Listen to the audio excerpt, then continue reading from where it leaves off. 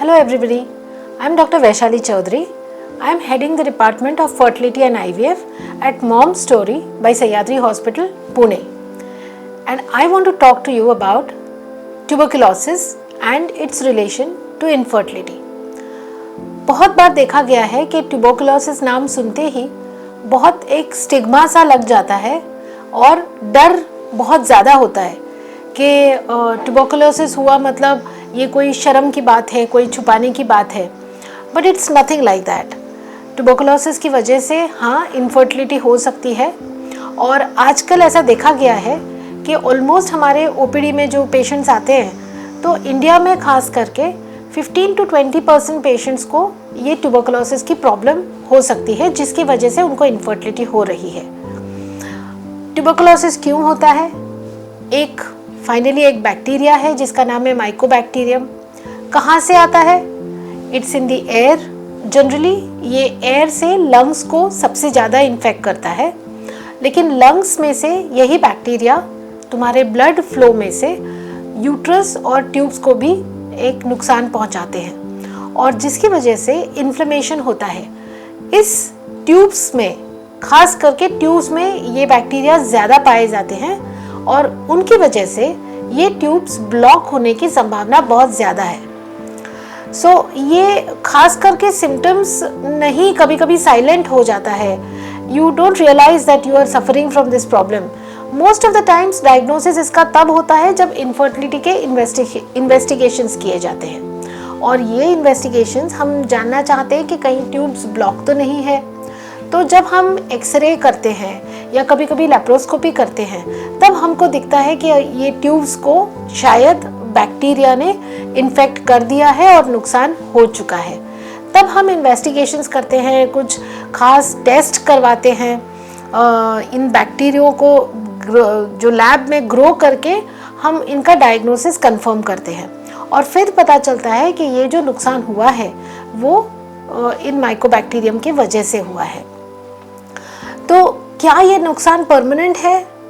नहीं, ये नुकसान परमानेंट नहीं है. हम अगर इसकी ट्रीटमेंट करें तो काफ़ी बार हम इसको ठीक कर सकते हैं.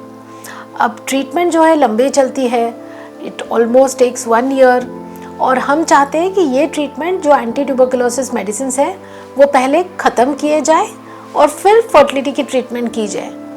बहुत बार ट्यूब्स का इतना डैमेज ज़्यादा ही हो जाता है तो हमको ट्यूब्स को बाईपास करके आईवीएफ से जो हम गर्भ बनाते हैं वो यूट्रस में डाले जाते हैं. वेरी फ्यू केसेस में कभी कभी यूट्रस का नुकसान भी बहुत ही ज़्यादा हो जाता है और इस यूट्रस में जो यूट्रस का जो लाइनिंग है, जो एंडोमेट्रियम बढ़ना चाहिए, वो कभी कभी नहीं बढ़ पाता इम्प्लांटेशन होने के लिए. तो ऐसे यूट्रस में जब बहुत एडिशंस हो जाते हैं, एंडोमेट्रियम का नुकसान हो जाता है, तो कभी कभी हम पीआरपी का ट्रीटमेंट करके भी ये एंडोमेट्रियम को सुधार कर सकते हैं. वेरी रेयर केसेस में इतना ज़्यादा नुकसान हो गया है कि कोई भी चीज़ काम नहीं कर पाती, फिर ऐसे पेशेंट्स को सरोगेसी का सलाह दिया जाता है. तो कुछ मिसअंडरस्टैंडिंग्स भी हैं. What are the misunderstandings about tuberculosis? Let's talk about them. सबसे पहले एक स्टिग्मा कि ये छुपाने की चीज़ है, ये ट्रीटमेंट नहीं हो सकती है. So no, it is treatable. आपको अगर सही मात्रा में एंटीबायोटिक्स दिए जाए और उसकी जो ट्रीटमेंट है जो कि ऑलमोस्ट 9 months to 1 year चलती है, अगर आप सही में ले लेंगे पूरी तरह से, अच्छी तरह से, so you can get out of this problem. ये क्योर हो सकता है. सेकेंड एक मिसअंडरस्टैंडिंग है कि सेक्शुअल इंटरकोर्स नहीं करना चाहिए. अगर आपको ट्यूबरकुलोसिस है, जिस तरह से कोई सेक्सुअली ट्रांसमिटेड डिजीज़ है वैसा है क्या? नहीं, this is not a sexually transmitted disease. हाँ, ये ज़रूर है कि अगर आपको एक्टिव इन्फेक्शन है तो इंटीमेसी करनी नहीं चाहिए क्योंकि वो इन्फेक्शन हस्बैंड को हो सकता है through the breath to the respiratory contact, लेकिन this is not sexually transmitted. और एक 2-3 महीने का जो एक्टिव फेज है वो बीतने के बाद आप बिल्कुल सेक्सुअल इंटरकोर्स कर सकते हो. ओके. थर्ड एक मिसअंडरस्टैंडिंग है कि शायद ये कभी ठीक ना होने वाली बीमारी है और परमानेंट इनफर्टिलिटी, बस ट्यूबरकुलोसिस हुआ मतलब परमानेंट इनफर्टिलिटी होने ही वाली है. ये भी बात गलत है. इनफर्टिलिटी के ट्रीटमेंट के लिए बहुत सारे आजकल एडवांस ट्रीटमेंट्स हैं और उन ट्रीटमेंट्स को लेके हम आपको आपका खुद का बच्चा ज़रूर दे सकते हैं। तो डरिए मत, ट्रीटमेंट पूरी कीजिए और आपको ट्यूबरकुलोसिस होने के बावजूद भी आपका बच्चा हो सकता है।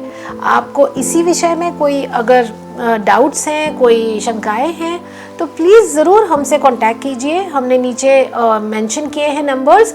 मैं या मेरी टीम में से कोई भी मेरे टीम के मेंबर्स आपके आंसर्स ज़रूर सॉल्व करेंगे। So all the very best to you and thank you very much.